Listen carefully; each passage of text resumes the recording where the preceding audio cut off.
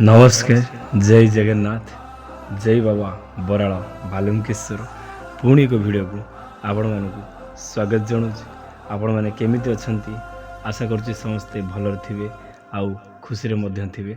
आज भिडियोटी क्या ऊपर जाउछि आपण मैंने तो थंबनेल देखिकी जानी सारी तथापि मु कही रखी भिडियोटी क्या ऊपर जाउछि से तो कहबी से तो अलग कथा किंतु आउरी गोटे कथा कही रखी प्रेम प्रेम आजिकल दुनिया रे एमती हो गलानी जे जो मैंने प्रेम करुँच हारीगला किए ट्रेन लाइन ले गोड़ देखे दूँ तो किए मुंड देखे दूँ कि नई पोखरी किए दौड़ा दे दूँ आ कहीं विष खाई जीवन हारी दूँ कि कहीं पागला पागला पागिली समस्ते हो जाती किंतु आपण मानक मुझे कही रखी जदि किए तुमको हृदय दे भल पाऊँ तुम तांको भी भल पाओ से मु तुमको गोटे सजेसन देवी जी तुमको भल पाऊँ ना तुम ताकू ही भल पाओ कहीं भल पाइबाटा दी जन भितर स्ट्रंग रहिले आगू प्रेम संपर्क बढ़ी थाए आ संसार होता है। धरी नियो जड़े जन को भल पाई किंतु तार ब्रेकअप हो गला पर सी ताको पाइबा बहुत संघर्ष करेणिक झी हो कि पुओ हो ताको पाइबा बहुत संघर्ष कर जगार झील को आउ गोटे पुओ ता जीवन बोली मानि नहीं ता जीवन मानि नहीं से तार धनलक्ष्मी मानि नहीं से तार आकाश पातल पृथ्वी जहाँ कहते मो जीवन मानि नहीं से जगार आपण मैंने आग पछ चिंता करंतु कलापर देखंतु किए क्यों भली भाव में मत भल पाऊँ मु जहाँ को भल पाऊँ सी मत ब्रेकअप करछि किंतु मु जहाँ को भल पाऊ नहीं सी मत जीवन भाया भल पाऊँ जीवन देकी भल पाऊँ माने पागल परिया भल पाऊँ। आपण मैंने रियलाइज करेंगे क्या भल पाया उचित मो हिसाब से ब्रेकअप हो जाए तो हो जाए जदि ब्रेकअप हो जाए कौ रिजन नहीं कि देखु छाड़ू आम तो पुओं क्षेत्र में एत न थाए झील क्षेत्र में थाए झील मानू तो बहुत गुड़िए पुओ भल पाती किंतु सबु झील तो सामान नुहंती गोटे गोटे झील एमती अच्छा सी सचोट प्रेम करती आउ जन को पाइबा सारा जीवन पाई चेष्टा करती आउ लड़ाई करती आ भगवान को बदले गुहारी करती सी मो पाक फेरी आस बोली कहानी कौट आरंभ हो चलतु आरंभ करिया तो आज मो दिल की बात है कहीदेली मनर कथाटा आज मुझे कहीदेली किंतु एबे आमे जीवा टॉपिक उपर को ये 3 मिनिट वीडियो हो गलानी आउ समय मो हाथ में आउ जमा 12 मिनिट रही से 12 मिनिट भितर मुझे कहानी कहीदेला आ गोटे कहानी कहबी कहीं मत आ समय ही होनी सक्सेस अनुभूति कहवाई एबे दुकान बाहर जावा लगी भाविली कहीदे जाए आ भिडियो पढ़ी पार ना समय होना 9टा को तो 9टा बाजियो 9टा घर बाहर दुकान पहुँचे 10टा गोटे घंटा लगे सेठू फेर दुकान आउ समय हो न था हेटू बाहर 9टा 10 15 20 भितर बाहर ये घर से 10टा 10:30 भितर पहुँचे खाई पी हालिया हो जाए रेस्ट नहीं जाए आ भिडियो करें ना छाड़ू सी तो हूँ मोर असुविधा कौन तुमको कहली हेरा किसी फायदा नहीं। कहानी दारिंगबाड़ी तो आपण मैंने जानते फुलबाणी डिस्ट्रिक्ट दारिंगबाड़ी माने दारिंगबाड़ी मु जानी बोली आखपाखे दारिंगबाड़ी अच्छी से दारिंगबाड़ी लिखिदेली एरियाटार ना किंतु फुलबाणी डिस्ट्रिक्ट गोटे वर्षर भल पाइबा पूरा सचोट भल पाइबा गोटे वर्षर भल पाइबा भितर 6 मास हो ब्रेकअप हो 6 मास हो ब्रेकअप हो 6 मास भितर कौन कौन बीती भितर कौन कौन बीती केते कष्ट पाई से भौणी केते दूर जाई केते गुणी टुणी केते आड़े कौन सारी ताहा मध्य मु कहूँ यही कहानी रे ना से बालुकेश्वर जाइए ना से को देवादेवी कथी जाइए किंतु खाली गुणी टुणी पाखक ही जाइए मो हिसाब से गुणी टुणी पाखक जावाटा ठीक नथिला। सचोट प्रेम रे जदि हे खाली डाटा ऑन हो बार बार सचोट प्रेम रे जदि झगड़ा होइछि ताहले करंतु एई काम केबे भी तमर ए प्रेम संपर्क जो भांगी जाइछि जोड़ी हवा को के अटकी परिबेने।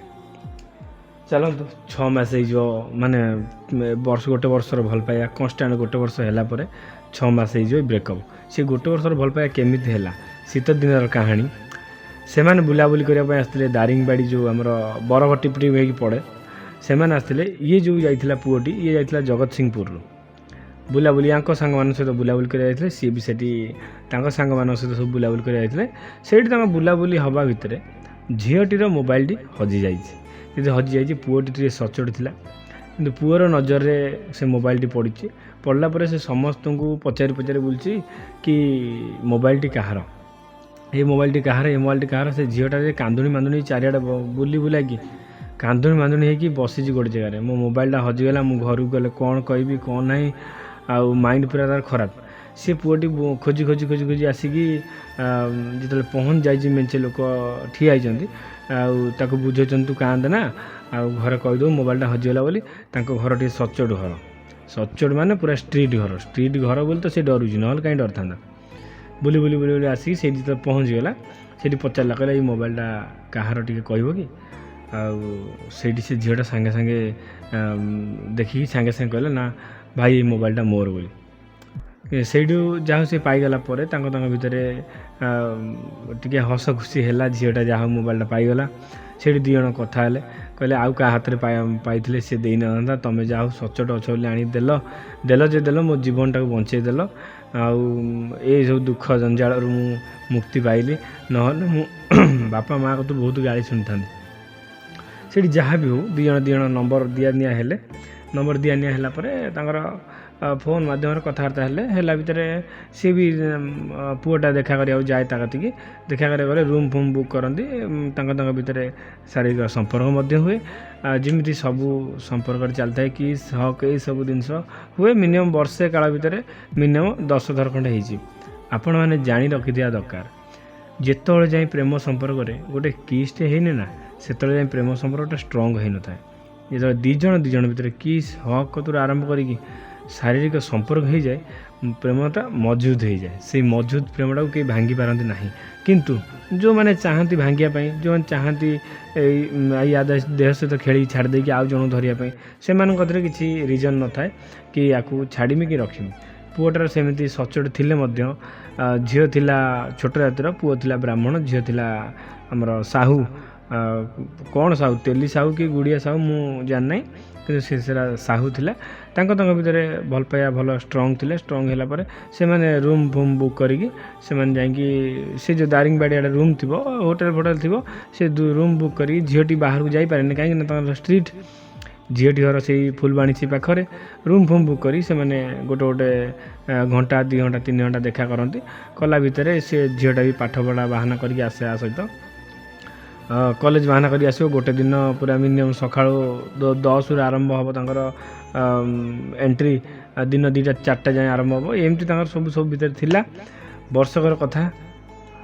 ଝିଅଟି କହିଲା ଆମ ବାହା ହେଇଯିବା, କାହିଁକିନା ବହୁତ ଦିନ ହେଇଗଲାଣି, ସମ୍ପର୍କ ବି ହେଇଗଲାଣି, ଆଉ ଆମ ଭିତରେ ବହୁତ ଷ୍ଟ୍ରଙ୍ଗ ସମ୍ପର୍କ ବି ହେଇଗଲାଣି। ତୁମେ ଘରେ କୁହ ମୁଁ ବାହା ହେଇଯିବି, ଆଉ ଆମ ଘରକୁ ଆସନ୍ତୁ, ଆମ ଘର ଭିତରେ ତାଙ୍କ ଭିତରେ କଥାବାର୍ତ୍ତା ହେଉ, ବାହାଘର ହେଉ। କିନ୍ତୁ ପୁଅ ଘରେ କିଛି କହିନାହିଁ। ଝିଅ ଘରେ କହିସାରିଛି ତା ମାଆକୁ, ତା ବାପାକୁ କହିନାହିଁ, ତା ମାଆ କହିସାରିଛି କି ମାଆ ମୁଁ ଗୋଟେ ପୁଅକୁ ଭଲ ପାଉଛି। ସେ ପୁଅର ଘର ହେଉଛି ଜଗତସିଂହପୁର। ପୁଅର ଘର ଜଗତସିଂହପୁର। କ'ଣ କରିବା କ'ଣ ନାହିଁ ତ ମାଆ କହିବୁ। ମାଆ ବି କହିଲା ହଁ ଠିକ୍ ଅଛି, ତୁ ଯେତେବେଳେ ଭଲ ପାଇଛୁ ତାକୁ ସେଇଠି ହିଁ ବାହାଘର କରିବା। ତା ଭିତରେ ତାଙ୍କ ଭିତରେ କହିଲା ପରେ ଝିଅର ମାଆ ବି ତା ସହିତ କଥା ହେଇଥିଲା। କହିଲା ହଉ ବୋଉ ମୁଁ କଥା ହେବି ବୋଉ ସହିତ ଆଉ ଆମର ବାହାଘର ପ୍ରସ୍ତାବ ପାଇଁ। ସିଏ କିନ୍ତୁ ତା ବୋଉ ସହିତ ସେ କଥା ହେଉନି। ଏମିତି ଭିତରେ ଡିଷ୍ଟର୍ବାନ୍ସ ଭିତରେ ପୁଅଟା ଜୀବନରେ ଆଉ ଗୋଟେ ଝିଅ ଆସିବା ପରେ ୟାକୁ ସେ ଇଗ୍ନୋର ମାରିଛି, ବ୍ଲକ୍ କରିଛି। ଯେତେବେଳେ ବ୍ଲକ୍ କରିଛି ଡାଇରେକ୍ଟ ଅଚାନକ ବ୍ଲକ୍ କରିଛି। କ'ଣ ନା ତୁ ଗୋଟେ ଝିଅ, ମୁଁ ପ୍ରଥମ ଦେଖାରେ ହଁ ନମ୍ବର ଦିଆ ହେଲା, ସେକେଣ୍ଡ ଦେଖାରେ କାହିଁ ମୋ ସହିତ ଶାରୀରିକ ସମ୍ପର୍କ ରଖିଲୁ। ମାନେ ପୁଅ କହୁଛି ଝିଅକୁ। ଝିଅ କହିଲା ମୁଁ ଚାହିଁ ନଥିଲି, ତମେ କିନ୍ତୁ କହିଲ ଏଇ ଜିନିଷଟା ହଉ। ମୁଁ ଭାବିଲି କି ଏଇ ଜିନିଷଟା ତ ବାହାଘର ପରେ ହେବ। ସବୁ ମାନେ ପ୍ରେମୀ ଯୁଗଳ ମାନେ କରୁଛନ୍ତି, ଯଦି ନ କରୁଛନ୍ତି ତାଙ୍କ ପ୍ରେମିକମାନେ ଅଲଗା ରାସ୍ତା ଦେଖୁଛନ୍ତି। ସେଥିଲାଗି ମୁଁ ତୁମକୁ ମୋ ଦେହ ଇଜ୍ଜତ ମନ ପ୍ରାଣ ସବୁ ଦେଇଲି, ତୁମେ ଶେଷରେ କହୁଛ ମୋତେ କାହିଁକି ଦେଲୁ। ଶେଷରେ ପୁଅଟା କହୁଛି ତୁ ଚରିତ୍ରହୀନା ବୋଲି ତ ମୋତେ ଦେଲି ନା, ନହେଲେ ସଚୋଟ ଝିଅ ମୋତେ ଦେଇଥାନ୍ତୁ। ତାପରେ ଚରିତ୍ରହୀନର ଆକ୍ଷେପ ଦେଇକି ତାକୁ ଇଆଡ଼ୁ ସିଆଡ଼ୁ ସୋଦାସୋଦି କରିକି ତୋ ଜୀବନ ତୁ ଭଲ ଛୁଆ ନୁହଁ, ଥାର୍ଡ଼ ଗ୍ରେଡ଼ ଝିଅ ଇଏ ସିଏ, ଆଉ ମିଶିଲା ବେଳେ କାହିଁ ତୁ ଅଲଗା ଅଲଗା ଲାଗିଲୁ। ମୁଁ ଯଦି ଜାଣିଛି ଝିଅ ପିଲାମାନେ ପ୍ରଥମ ମିଶିଲେ ସେମାନେ ଗୋଟେ ଜିନିଷ ଆପଣମାନେ କିଛି କିଛି ଲୋକ ଜାଣିଥିବେ, ମୁଁ ତ ଖୋଲି କହିବେ ନାହିଁ।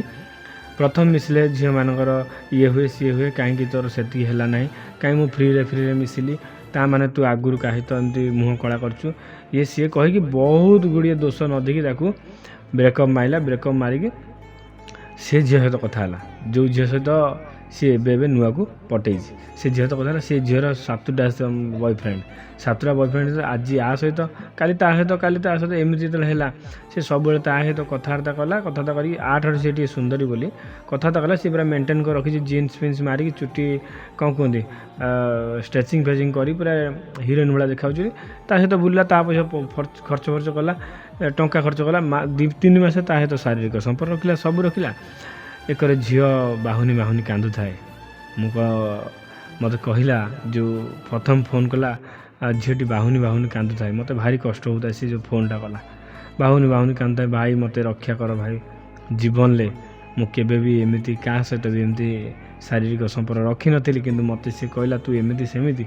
ଆଉ ଗୋଟିଏ କଥା, ମୁଁ ଟିକେ ଦୌଡ଼ା ଦୌଡ଼ି ବେଶୀ କରେ, ଖେଳାଖେଳି ପିଲା, ମୁଁ ବେଶୀ ଦୌଡ଼ା ଦୌଡ଼ି କରେ, ଖେଳରେ ଫାଷ୍ଟ ହୁଏ ବୋଲି। ସେ ଯେଉଁ ଜିନିଷଟା କହୁଛନ୍ତି ସେଇଟା ହେଲାନି, ସେଇ ଜିନିଷଟା ସେ ଜାଗାରେ ଫ୍ରି ହେଇଯାଏ ବୋଲି ସେ ଜାଣିପାରିଲେ ନାହିଁ। ସେଥିଲାଗି ମୋତେ ଇଆଡ଼ୁ ସିଆଡ଼ୁ କହି ବ୍ରେକଅପ୍ ମାରିଲେ। ଭାଇ ମୁଁ ବହୁତ ଗୁଣି ଟୁଣି କତିକି ଯାଇଛି, ବହୁତ ଗୁଣି କରିଛି, କିଛି ରେସ୍ପନ୍ସ ମିଳିନାହିଁ। ଆଶା ଅଛି ତୁମେ ନିଶ୍ଚିତ କିଛି କରିକି ଦେଖେଇବ, ଏତିକି ଭାଇ ମୋର ରିକ୍ୱେଷ୍ଟ ତୁମ ପାଖରେ। ଆଉ ମୋତେ ନିଶ୍ଚିତ ଆଣିକି ତାକୁ ଫେରାଇ ଦିଅ, କାହିଁକିନା ମୁଁ ତା ଛଡ଼ା କାହାର ହେବାକୁ ହିଁ ଚାହେଁନି।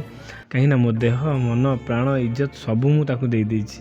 ମୋ ପଛରେ ଆଉ ଗୋଟେ ପୁଅ ବି ପଡ଼ିଛି, ମୋ ପଛରେ ଆଉ ଯେଉଁ ପୁଅଟା ପଡ଼ିଛି ମୋତେ ବହୁତ ଭଲ ପାଏ, ମୋତେ ତା ଜୀବନଠୁ ବି ଅଧିକ ଭଲ ପାଏ, କିନ୍ତୁ ମୁଁ ତାକୁ ଆଡ଼ ଆଖିରେ ବି ଅନଉନି। ଆଉ ମୋ ମାଇଣ୍ଡରେ ସେ ଟିକେ ହେଲେ ବି ଆସୁନାହିଁ କି ମୋତେ ସେ ଏତେ ଭଲ ପାଉଛି, ଏତେ ସାରା ଭଲ ପାଇବା ଦେଉଛି, ମୁଁ କାହିଁକି ତା କତିକି ନ ଯାଇକି ଆ ପାଇଁ ଡହଳ ବିକଳ ହେଉଛି। ମୋତେ ଆଣିକି ତୁମେ ଦିଅ, ଯଦି ନ ଦେବ ମୁଁ ବିଷ ଖାଇକି ମରିଯିବି। ଶେଷ ଆଶା ଯଦି ତୁମେ ହାରିଦେବ ମୁଁ ମରିଯିବି ବିଷ ଖାଇ। ତେଣିକି ମୋ ଭାଗ୍ୟ ମୋତେ ଯଦି ଏତିକି ଯାଏଁ ଆଣିଥିଲା, ତାହେଲେ ମୁଁ ଏତିକିରେ ହିଁ ସମାପ୍ତ ହେଇଯିବି। ଏତିକି କାହାଣୀ ଆର। ମୁଁ ଆ ପରେ କହିଲା ପରେ ସେ ବହୁତ ଗୁଣି ଟୁଣି କରିଛି, 30-40 ହଜାର ଖର୍ଚ୍ଚ କରିଛି। ମୁଁ ଆକୁ କହିଲି ଠିକ୍ ଅଛି ଭଉଣୀ, ଆମେ ସମସ୍ତଙ୍କ ପାଇଁ ଗୋଟେ ପୂଜା କରିଛୁ, ସେ ପୂଜାରେ ବି ବହୁତ ଜଣ ଭାଗ ଦେଉଛନ୍ତି, ନିଜେ ଆସିକି ପୂଜା କରୁଛନ୍ତି, କିନ୍ତୁ ଜଣେ ଆସିକି ପୂଜା କରିଛି, ନିଜେ ତ କରିନାହାନ୍ତି, କରିବେ କ'ଣ କରିବେ ସେ ତ ଅଲଗା କଥା। ସେ ପୂଜାରେ ସମସ୍ତଙ୍କର ସକ୍ସେସ୍ ହେଉଛି, ତୁମର ମଧ୍ୟ ହେବ। ଏତିକି ମୁଁ କହିବି, ତୁମେ ନିଷ୍ଠାରେ ରହିବ, ସବୁ ଠିକ୍ଠାକ୍ ହେଇଯିବ। ତାପରେ ନିଷ୍ଠାରେ ରହିବା ପାଇଁ ସେ ରାଜି ହେଲା, ମୋତେ ଦେଲା, ତା'ର ଫଟୋ ଦେଲା, ନାଁ ଦେଲା, ଗୋତ୍ର ଦେଲା, ସବୁ ଦେଲା ପରେ ମୁଁ ଆରମ୍ଭ କରିବାକୁ, ଗୋଟେ ପୂଜା ଜଷ୍ଟ ଆରମ୍ଭ ହେଇଛି, ଗୋଟିଏ ପୂଜା ଆରମ୍ଭ ହେଇଛି। ହେଲା ପରେ ସେ ମୋତେ ପଇସା ଦେଇଥିଲେ, କେତେ ଟଙ୍କା, 1200 ଟଙ୍କା ଦେଇଥିଲେ, 1200 ଟଙ୍କା ଦେଇଥିଲେ ପୂଜା ପାଇଁ। ଆଉ ତାଙ୍କୁ ନୀତି ନିୟମ ସବୁ କହିଦେଇଥିଲି, ସେ ନୀତି ନିୟମ ଅନୁସାରେ ରହିଥିଲେ। ଏକରେ ପୁଅ ଯେତେବେଳେ ସବୁଦିନ ତା ସହିତ ଗପାଗପି କରି ଦିନେ ଦେଖିଦେଲା ସିଏ ଆଉ ଗୋଟେ ପୁଅ ସହିତ ଯାଉଥିଲା କୁଆଡ଼େ ଗୋଟେ ବାଇକ୍ରେ, 7ଟା ବୟଫ୍ରେଣ୍ଡ ତାର, ଯାଉଥିଲା କୁଆଡ଼େ ବାଇକ୍ରେ, ଦେଖିଦେଲା ସେଇ ଝିଅଟା ଆଉ ଗୋଟେ ବାଇକ୍ରେ ବସିକି ଯାଉଛି, ଗୋଟେ ବୁଲେଟ୍ରେ ବସିକି ଯାଉଛି। ଇଏ ତା ପଛ କରି ଯାଇକି ଦେଖିଲା ବେଳକୁ କେଉଁଠି ଗୋଟେ ହୋଟେଲ୍ ଅଛି, ରୟାଲ୍ ଷ୍ଟାଜ୍, ହଁ ଏମିତି ଗୋଟେ ହୋଟେଲ୍ ଅଛି, ରୟାଲ୍ ଷ୍ଟାଜ୍ ହୋଟେଲ୍। ତା ଭିତରକୁ ଏଣ୍ଟ୍ରି କଲେ, ଯେତେବେଳେ ଏଣ୍ଟ୍ରି କଲେ ତା କିଛି ସମୟ ଛାଡ଼ିକି ସେ ଯାଇକି ପହଞ୍ଚିଲା। କହିଲା ଏଇ ଯେଉଁ ଝିଅଟା ଆଉ ପୁଅଟା ଆସିଥିଲେ, ଆଉ କେଉଁଠିକି ଗଲେ? କହିଲେ ସେ ଝିଅ ପୁଅ ତ ପ୍ରାୟ ମାସରେ 6 ଥର ଆସୁଛନ୍ତି। ଆଉ ଇଏ କହିଲା କ'ଣ ପାଇଁ ଆସୁଛନ୍ତି? କହିଲା ତୁମେ କ'ଣ ଜାଣିନା, ଗୋଟେ ଲଜ୍କୁ ଜଣେ ଆସିବ କ'ଣ ପାଇଁ ଆସିବ? କ'ଣ ପୂଜା କରିବା ପାଇଁ ଆସିବେ? ଏଠି ଧୂପ ଦେଇ ପୂଜା କରିବେ, ଜାଣିପାରୁନା? ଏମିତି ଯେତେବେଳେ କହିଲା ତା ମନଟା ପୁରା ଭାଙ୍ଗିଗଲା, ଭାଙ୍ଗିରୁ ଯେ ଚୁରମାର ହେଇଗଲା, ବହୁତ କଷ୍ଟ ପାଇଲା। କହିଲା ଶଳା ଯାହାକୁ ମୁଁ ମାନେ ଧୋକା ଦେଇକି ଯାହାକୁ ମନ ଦେଲି, ଶଳା ଏମିତି ଗୋଟେ, ମାନେ ଏଇଟା କହିଲା ଶଳା ହେଉଥାଏ ହେଲା, ଏମିତି ଗୋଟେ ଝିଅକୁ ମନ ଦେଲି ଯେ ସେ ଝିଅର 7ଟା ବୟଫ୍ରେଣ୍ଡ। ମୁଁ ସେ ଭାବିଚିନ୍ତି ହେଇକି ଡିପ୍ରେସନ୍କୁ ଯାଇକି ମଦ କାଉଣ୍ଟରକୁ ଗଲା, ମଦ କାଉଣ୍ଟରରେ ମାଲ୍ ପିଇକି ଭାରି ସେଇଠି ରହିଲା, ପୁରା ସକାଳ 11ଟାରୁ ସନ୍ଧ୍ୟା 5ଟା ଯାଏଁ ସେଇଠି ରହିଲା ପରେ ନିଜ ମନକୁ ବୁଝେଇକି ଘରକୁ ଆସିଲା ପରେ ମାଇଣ୍ଡ ଭଲ ଲାଗୁନଥାଏ, ଆଉ ବହୁତ ଡିପ୍ରେସନ୍ରେ ଥାଏ, କଷ୍ଟ ପାଉଥାଏ। 2-3 ଦିନ ଯାଏଁ ଫୋନ୍ ସୁଇଚ୍ ଅଫ୍ କରି ରଖିଲା ପରେ ଅନ୍ କରିଛି, ମୋର ଗୋଟେ ଭିଡ଼ିଓ ତା କତିକି ଗଲା, ମାନେ ୟା କତିକି ତ ଯାଇଥିଲା କିନ୍ତୁ ତା କତିକି ମଧ୍ୟ ଗଲା। भिडियो ता कति गला सी देखिला देखिला देखिला फोन कला मो फोन कला भाई आउ मोर गोटे असुविधा होती मो गोटे झील को भल पाऊली मो निज दोष मु छाड़देली जाति जाति प्रथा को लेकिन छाड़देली तो छाड़देली खाली हेल्ले छाड़ी था सी मो फेरी था कि कटु कथा कहीकि बेसिया मेसिया कहीकि याडू साड़ू अभाषा कहीकि गोटे झील को मुझे छाड़िली मत भारी कष्ट हो भाई आमती किसी कर सी जमी मो पाख फेरी आसू आउ राग रुषा छाड़ी मो पाख फेरी आसू मत भारी कष्ट हो मुझे कही ना ब्लॉक करने सी आसिकी फोन कर ब्लॉक मुझे कहली ठीक अच्छे तुम्हें तुम नाटा कह आउ तुम फोटो भी दियो मु जहाँ नीति नियम भाई कहमी से नीति नियम चलो देख भगवान करूँ सी निश्चित फेरी आसू मु जानी से झील से बोली निश्चित फेरी आसतु तुम तो एत कटु कथा कहीच आ मु कहबी कौन कर कौन किसी ना तुम फोटो दियो आउ तुम ना दियो तांको गोत्र दियो तुम गोत्र दियो जे तांको गोत्र नहीं तुम गोत्र दियो चलो सी भी फोटो देते मत ये जो फोटो देले से दुईटा फोटो मुझे देखी देखला मोर माइंड रे पूरेली ना हाँ हो मु देखीदेली किंतु मु भाविली कौट गोटे देखी फोटो को सांगे सांगे मु बाहरली दुकान को दुकान बाहर भर दुकान जो पहुँचनी मु मझे भाभी भाभी जाऊँ मुझे कौटी देखी कौटी मेलार देखी कि कौटी बालुंगेश्वर देखी कि कौटी देखी मोर मन पड़गला आउ जड़े भौणी से फोटो छाड़ते मुझे जाकि सांगे सांगे पहुँचनी गोटे सप्ताह पूजा होपर यांकर ब्रेकअप होगी ब्रेकअप तो नुहे ये देखला निज निज चेंज कर आसी पहुँचला जो मुझे पहुँच सारापर दुटा फोटो को मिले दुटा सामान सामान बोली मु सांगे सांगे से भौणी की फोन कली भौणी फोन कली कहली आउ भौणी आ कौन कर कांदुला मैंने तुम कौन कौच कांदुच कहीं कहला भाई केबे हम जे मत भारी दुख लगुच मैंने किसी टेंशन नहीं गोटे मिनट छाड़ी मुझे लगौच भौणी फोन उठेबू या कहली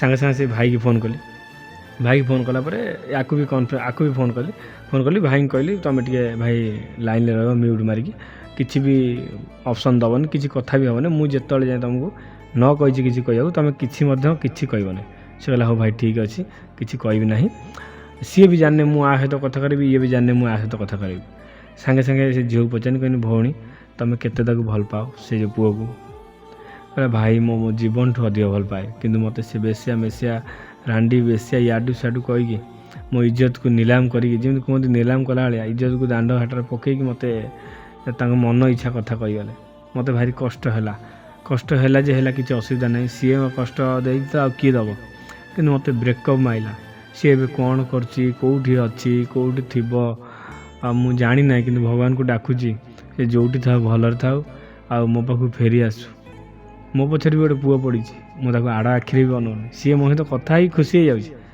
किंतु केबे मु भल पाया को माने ग्रहण करि ना कहीं मु यार एति कहला परे मु कहनी भाई मु कहनी से भाई की तुमको आनी फेरे दिए तुम कौन कह कहला मु तो से तुम पाक आसी केबे फेरे मत सीटा कह मु कहली जदि मु एबे फेरे देवी कौन कर किंतु तुम पूजार टे विघ्न घटो तुम पूजा हो पार ना कहला कौन भाई पूजा हो पार भाई मुझे तुम केते टଙ୍କା देथिल कहला 1200 मुझे से 1200 हेनी कहला ताहले मु केते टଙ୍କା देवी मो पार ना पैसा 1500 देवी मुझे 1500 भी हम ना कहला केते टଙ୍କା देवी मु कहला मु 2000 टଙ୍କା देवी धार करी मुझे 2000 टଙ୍କା भी हेनी कहला आउ लास्ट भाई तुम गोड़ा तले पड़ी मत पैसा मागनी मुझे 5000 टଙ୍କା देमी लास्ट मो मोबाइलटा बिकिदे तुम पैसा देदेमी ताकू आनी फेरे दियो मैं नाई रे भौणी मोबाइल बिका दरकार नहीं कि 5000 टଙ୍କା दरकार नहीं केते टଙ୍କା देथिल कहला मु 1200 टଙ୍କା देथिनी मन लाइन ले रुह कहला कौन भाई मुझे तुम पैसा फेरे दूसरी कहला ना भाई तुम गोड़ तले पड़ी पैसा फेराओ ना भाई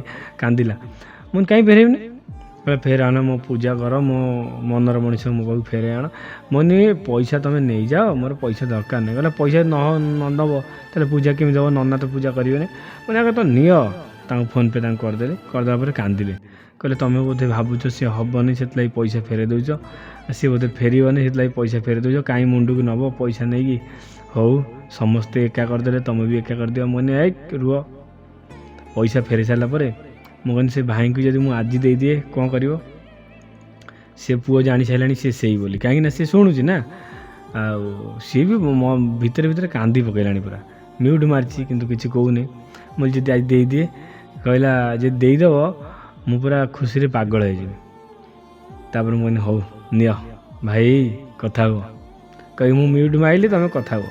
ମୁଁ ମ୍ୟୁଟ୍ ମାରି ଶୁଣୁଥାଏ, ଭାରି କାନ୍ଦୁଥାନ୍ତି ଦୁଇ ଜଣ ବୋବ ହେଇକି।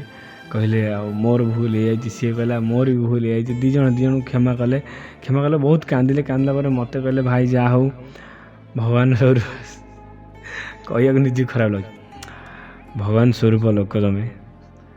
କେହି ଯେତେବେଳେ ଗୁଣି ଟୁଣି ପାରୁନଥିଲେ ତମେ ଆସିକି ପହଞ୍ଚେଇଦେଲ, ଆମକୁ ଏକାଠି କରି ମଧ୍ୟ ଦେଲ।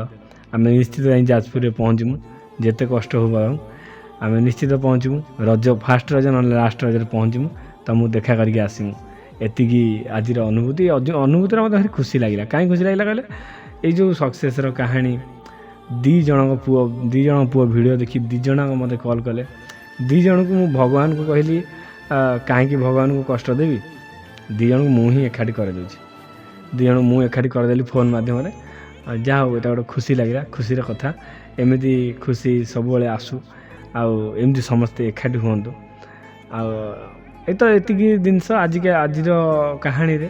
କିନ୍ତୁ ଆଉ ଗୋଟିଏ କାହାଣୀ ଅଛି, ଆଜି ଆଉ ସମୟ ହେବନି, 9:10 ବାଜିଗଲାଣି। ମୁଁ ଏବେ ଖାଇକି ଗଲାବେଳୁ 9:30 ହେଇଯିବ।